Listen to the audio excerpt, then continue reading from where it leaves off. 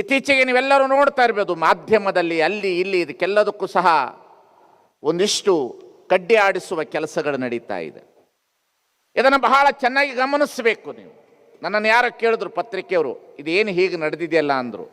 ನಾನು ತಮಾಷೆಗೆ ಹೇಳಲಿಲ್ಲ, ನಿಜವಾಗಿ ಹೇಳಿದೆ. ಅವರಿಗೆ ಒಂದು ಉದಾಹರಣೆ ಕೊಟ್ಟು, ಈ ಪೌರಾಣಿಕ ಕಲ್ಪನೆಯ ಒಳಗಡೆ ಸಮುದ್ರ ಮಥನ ಆಗ್ತದೆ.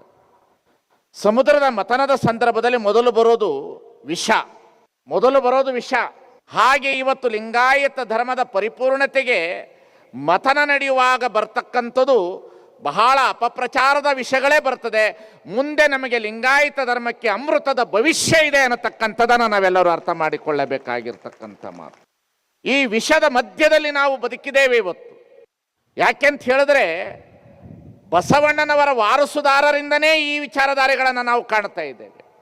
ಬಸವಣ್ಣನವರನ್ನು ಅಪ್ಪಿದವರ, ಬಸವಣ್ಣನವರನ್ನ ಒಪ್ಪಿ ಬಸವಣ್ಣನವರ ತತ್ವವನ್ನು ಹೇಳಬೇಕಾದವರ ಬಾಯಲ್ಲೇ ಈ ರೀತಿಯಲ್ಲಿ ಕೆಲಸ ಕಾರ್ಯಗಳು ನಡೆದಿರ್ತಕ್ಕಂಥ ದಿನಮಾನ ಕಾಲದಲ್ಲಿ ಬಹಳ ದೊಡ್ಡ ಜವಾಬ್ದಾರಿಯನ್ನು ತೆಗೆದುಕೊಂಡು ಈ ಲಿಂಗಾಯತ ಮಠಾಧಿಪತಿಗಳ ಒಕ್ಕೂಟ, ಬಸವಣ್ಣನವರೇ ಧರ್ಮಗುರು, ವಚನ ಸಾಹಿತ್ಯವೇ ನಮ್ಮ ಧರ್ಮ ಗ್ರಂಥ, ನಮ್ಮ ಧರ್ಮವೇ ಲಿಂಗಾಯತ ಧರ್ಮ ಅನ್ನತಕ್ಕಂಥ ಘೋಷಣೆ ಆಗಬೇಕಾಗಿರ್ತಕ್ಕಂಥದ್ದು ನಮ್ಮೆಲ್ಲರ ಆದ್ಯ ಕರ್ತವ್ಯ ಅನ್ನತಕ್ಕಂಥದ್ದನ್ನು ಕಾಣಬೇಕು.